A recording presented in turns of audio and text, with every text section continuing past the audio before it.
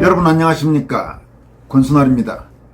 대통령 취임 5개월을 넘긴 윤석열 대통령이 조금씩 달라지고 있는 것 같습니다. 자유우파 성향 국민들이 보기에 바람직한 방향으로 달라지는 듯한 조짐이 곳곳에서 보이기 시작했습니다. 윤석열 대통령은 북한을 따르는 주사파는 진보도 좌파도 아니다라면서 적대적 반국가 세력과는 협치가 불가능하다고 잘라 말했습니다. 이 간단한 말이 아닙니다. 그러니까 종북 주사파는 협치의 대상이 아니라 척결의 대상이라는 점을 분명히 한 것입니다. 이와 함께 윤 대통령은 최근 인사에서도 김문수 경제사회노동위원장, 장관급이죠, 발탁에 이어 차관급인 국민권익위원회 부위원장에 부산지법과 울산지법 부장판사 출신인 김태규 변호사를 임명했습니다. 김태규 변호사는 문재인 정권 시절 김명수 대법원장 체제의 법원에서 당시 좌경화된 사법부에 대해서 아주 쓴소리를 많이 했던 그런 법조인입니다. 이렇게 한 명, 두 명씩 제대로 된 인사들을 발탁하게 된다면 윤석열 정부가 훨씬 더 안정적인 모습을 찾아갈 수 있을 것이고 자유우파, 보수파 성향 국민들의 지지를 지켜낼 수 있을 것입니다. 먼저 윤석열 대통령의 최근 화제 발언부터 한번 살펴보도록 하겠습니다. 윤 대통령은 19일 국민의힘 원외 당협위원장 초청 오찬 간담회에서 이렇게 말했습니다. 자유민주주의에 공감하면 진보든 좌파든 협치하고 타협할 수 있지만 북한을 따르는 주사파는 진보도 좌파도 아니다. 적대적 반국가 세력과는 협치가 불가능하다. 이렇게 말했습니다. 그러니까 종북 주사파는 적대적 반국가 세력이라는 점을 분명히 한 것입니다. 윤 대통령은 이 간담회에서 나라 안팎으로 경제가 어렵고 안보 상황도 녹록지 않다.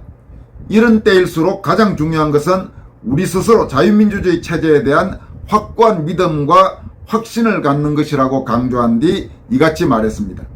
이연겁은 최근 북한의 도발과 위협을 거론하면서 한 당협위원장이 종북 주사파 세력에 밀리면 안 된다라고 말한 데 대한 답변 과정에서 나왔습니다. 이와 관련해 대통령 대변인실은 대한민국을 전복하려는 세력과는 타협할 수 없다는 의미로 국가보위가 첫 번째 책무인 대통령으로서 기본적 원칙을 언급한 것이다. 또 자유민주주의와 시장경제라는 헌법 정신을 공유하고 있다면 그 누구와도 협력할 수 있다는 의미이기도 하다. 이렇게 설명했습니다. 그러면서 헌법 정신과 대통령의 책무를 강조한 발언을 두고 정치적으로 왜곡하는 일이 없기를 바란다. 이렇게 당부하기도 했습니다. 그러나 윤 대통령의 발언에 대해 더불어민주당에서는 강한 반발이 나왔습니다. 더불어민주당은 윤 대통령이 언급한 종북 주사파가 민주당을 겨냥한 것이냐며 반발했습니다. 뭔가 찔리는 데가 있는 모양이죠. 하기야 더불어민주당 안에는 종북 주사파 출신들, 더구나 전향을 하지 않은 사람들이 적지 않게 있는 게 현실이죠. 그러니까 가슴에 뭔가 찔리는 부분은 있을 겁니다. 더불어민주당의 안호영 수석 대변인은 서면 브리핑을 통해서 대통령이 임명한 경제사회노동위원장이 전직 대통령을 김일성주의자라고 하더니 윤 대통령은 제1야당을 종북 주사파로 매도하는 것이냐면서 윤석열 정부에게 민주당은 협치의 대상이 아니라 정치보복의 대상이었다. 이렇게 주장했습니다. 그는 또 윤 대통령이 정치 탄압의 화신이 되고자 한다면 민주당은 민주주의를 지키기 위해 맞서 싸우겠다. 이렇게도 말했습니다. 그런데 더불어민주당이 말하는 민주주의가 과연 어떤 민주주의일까요? 이 사람들은 자유민주주의라는 표현은 거의 쓰지 않습니다. 참 그것도 이상한 일이죠. 한국은 분명 자유민주주의를 지향하는 국가인데 얼마 전까지 집권 여당이었고 현재 국회 과반수 의석을 가진 제1야당인 더불어민주당 입에서는 자유민주주의란 말은 거의 나오지가 않고 있습니다. 한편 윤 대통령은 이 같은 더불어민주당의 반발에 대해 20일 출근길에 다음과 같이 말했습니다. 주사파인지 아닌지는 본인이 잘 아는 것이라면서 어느 특정인을 겨냥해서 한 얘기는 아니다. 이렇게 말했습니다. 윤 대통령은 헌법상 우리 헌법을 수호하고 국가를 보유해야 할 책임이 있는 사람이기 때문에 마침 그에 대한 얘기가 나와서 답변을 그렇게 한 것이라고 말했습니다. 그러니까 종북주사파는 명백히 반국가 세력입니다. 그러니까 종북주사파가 반국가 세력이 아니라고 더불어민주당은 말은 못하죠. 왜냐하면 종북주사파는 명백히 북한의 김일성, 김정일, 김정은 3대 세습 독재 정권을 따르는 있을 수 없는 세력이기 때문에 우리 헌법에서 용납이 될 수가 없죠. 그러니까 종북주사파에 대해서는 두두는 못하지만 민주당은 그런 종북주사파 출신들이 자기들 안에 적지 않게 있고 또 그런 사람들이 뒤에 우파로 전향을 하지도 않았기 때문에 그에 대해서는 말을 약간 얼버무리면서 우리를 겨냥한 거냐 이런 식으로 지금 말한 겁니다. 윤 대통령은 또 이재명 주변 인사들에 대한 수사와 관련해서 야당 쪽에서 야당 탄압하는 검찰 수사 운운하는 그런 말이 나오고 있는 데 대해서는 지금의 야당이 여당이던 시절에 언론사를 상대로 며칠 동안 압수수색했던 그런 것들을 생각하면 그런 얘기가 과연 정당한 것인지 국민들이 잘 아실 것이라고 일축했습니다. 윤 대통령은 또 이재명 등에 대한 수사와 관련해 언론 보도를 보고 아는 정도이고 내가 자세한 수사 내용을 챙길 정도로 한가하지 않다 이렇게도 말했습니다. 다음은 인사 관련 뉴스를 살펴보도록 하겠습니다. 윤석열 대통령은 20일 차관급인 국민권익위원회 부위원장에 전 부산지법 부장판사인 김태규 변호사를 임명했습니다.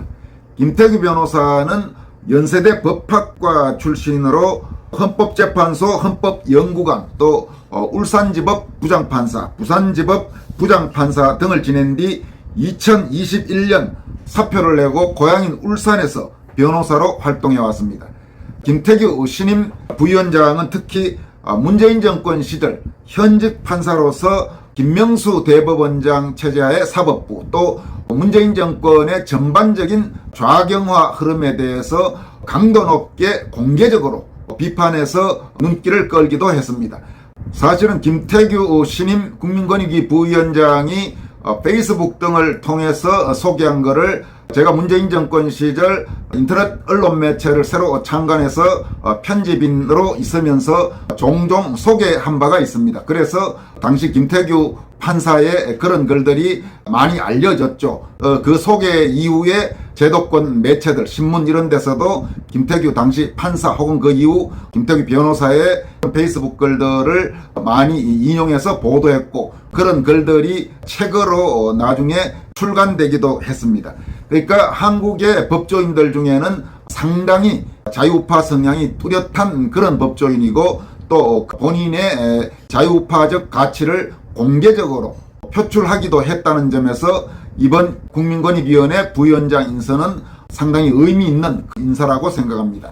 얼마 전에 장관급인 경제사회노동위원장의 김문수 전 경기지사를 발탁한 데 이어 이제 윤석열 대통령이 자유우파 성향 국민으로부터 인정받는 인사들을 1명, 2명 중요한 보직에 인선하기 시작했다는 점에서 최근에 이런 흐름도 상당히 긍정적으로 평가합니다. 실제로 윤 대통령이 집권 후 초기에 발탁한 인사들을 보면 대체로 어느 정도 실력은 있지만 뚜렷하게 소신이 있다든지 자유민주적 가치에 아주 충실한 그런 모습을 보여왔다든지 그런 활동을 해왔다든지 혹은 자유우파 성향 국민들이 높이 평가하는 인사들은 드물었던 것을 부인하기 어렵습니다. 이제부터라도 윤석열 대통령은 제대로 자유우파 성향 국민들이 인정할 수 있는 인사들을 각 분야에 발탁할 필요가 있습니다. 그런 인사를 통해서 윤석열 정부의 기반이 튼튼해지고 특히 좌익의 공격으로 첨예한 대치 상태가 될 때 좌익 세력들의 눈치를 보지 않고 좌익 세력들과 정면으로 맞붙어서 싸울 수 있는 그런 결기가 있고 그런 의지가 있고 그런 용기가 있는 인사들이 아주 중요하다고 할 것입니다. 특히 현재 국회 의석이 더불어민주당이 과반수고 여전히 집권 여당인 국민의힘 내에 기회주의적인 그런 세력이 적지 않은 현실이기 때문에 대통령이 인사할 수 있는 보직에라도 딱 결기가 있는 인사들을 배치할 필요가 있습니다. 가령 예를 든다면 뭐 도태우 변호사나 김소연 변호사 같은 그런 인사들, 또 지금 아주 중요한 언론 분야와 관련해서도 제대로 좌익 세력과 맞설 수 있는 그런 인사들이 있죠. 지금까지 그런 언론 활동을 해온 인사들도 있고, 거기에 그냥 무슨 뭐 교수니 하면서 가서 제대로 아무런 일도 못하고 그냥 수당이나 챙기려고 하는 그런 인사들 말고, 좌익들이 황당한 짓을 하면 거기에서 정면으로 맞받아칠 수 있는 전투적 자유주의자들을 발탁을 해야 윤석열 정부가 앞으로 탄탄하게 나아갈 수 있을 것이라는 점을 참고로 이야기해 드립니다.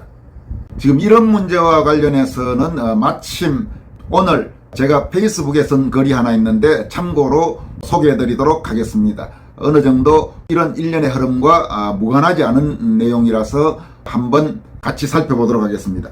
한국의 정통 자유우파 시민들에게 그들의 마음을 제대로 대변할 정당과 언론 매체를 찾기 어렵다는 것은 큰 비극이다. 국민의힘의 경우 백보 양보하더라도 더불어민주당의 망국적 폭주를 막는다는 것 이상의 의미를 부여하긴 어렵다. 언론 역시 우리가 전통적으로 보수 혹은 우파 매체라고 여겼던 언론사와 언론인들이 탄핵정변이나 이준석 비리, MBC 자막 조작 사태 등에서 어떤 황당한 행태를 보였는지를 생각하면 뚜렷한 한계가 드러난다. 언론 문제와 관련해 생각한다면 이런 답답한 상황 속에서도 제도권 언론에서 접하기 어려운 정론을 SNS 등을 통해 밝히는 일군의 자유우파 지식인들이 있다는 것은 참으로 다행스러운 일이 아닐 수 없다. 이들 중에는 과거 좌파운동권에 몸담았다가 극좌 이념의 미망을 깨닫고 자유주의 우파로 돌아선 전향 우파들과 한국형 저질 좌파 정당의 지역적 지지 기반인 호남 출신 우파 인사들의 활약도 돋보인다. 우선 떠오르는 좌익운동권 출신의 전향 우파로는 김문수, 주동식, 박종훈, 이강호, 허현준, 길도영 같은 이들이 있다. 또 과거 운동권과 인연이 있는지는 모르겠지만 최근 날카로운 글들을 잇따라 올려 눈길을 끄는 군산대 이양성 교수, 단국대 박영욱 교수 같은 이들도 한국 사회의 소중한 인적 자산이다. 이들은 최근 일부 언론인이나 대학 교수 등이 이준석 사태나 MBC 사태에서 말도 안 되는 궤변과 요설로 여론을 심각하게 오도하려 할 때 이를 저지하는 데 큰 역할을 했다. 여기에 추가로 한다면 아까 말씀드린 도태우 변호사, 김소연 변호사 이런 인사들도 추가할 수 있겠죠. 또 제도권 언론의 정통 원로 언론인 출신 중에는 유건일 주필이 단연 독보적이라고 할 수 있다. 탄핵정변 때까지는 거슬러 올라가지 않더라도 최근 1년의 사태에서 이준석을 비호하거나 MBC의 자막 조작을 사실상 편든 자들은 80대 원로 언론인으로 이승만, 박정희 정권에서 옥고를 치렀으면서도 현재 주사파 종북 이념 세력 및 얼치기 기회주의자들과 정면으로 싸우고 있는 류건일 주필을 보면서 자신들의 행태를 돌아보길 바란다. 국내 언론이 충분한 역할을 하지 못하는 현실에서 한국의 정세에 관한 날카로운 기사와 논평을 이어가고 있는 일본의 통일일보, 토이전입보도 눈길을 끈다. 과거 일본에서 특파원을 한 인연 등으로 일본어가 낯설지 않아 일본어로 발행되는 이 신문의 주요 기사들을 번역해 유튜브 채널을 통해 가끔씩 소개하고 있는 것도 내가 혼자 읽고 넘어가기에는 아까운 내용이 적지 않기 때문이다. 지금은 이런 자유우파 인사들이 곳곳에서 또 시적절하게 목소리를 내고 있기 때문에 비록 좌파 야당이 국회의석 과반수를 차지하고 있지만 적어도 5, 6년 전에 엉터리 탄핵 정변 같은 사태가 재현되기는 쉽지 않을 것이다. 결과적으로 이런 자유우파 지식인 등 국민들이 벌이고 있는 노력들의 최대 수혜자가 될 현직 대통령 윤석열은 대한민국 체제를 지키기 위해 자발적으로 일어선 저 소중한 분들의 헌신을 기억해야 할 것이다. 이런 내용입니다. 여러분 어떻습니까? 윤석열 대통령이 앞으로 현재 대한민국이 직면한 엄중한 상황, 또 대통령으로서 본인이 직면한 엄중한 상황을 직시하고 어정쩡한 그런 자세가 아니라 제대로 된 자유우파, 보수우파의 대한민국 대통령으로서 정책, 인사 모든 분야를 그런 방향으로 이끌어가기를 바랍니다. 여기까지 하겠습니다. 고맙습니다.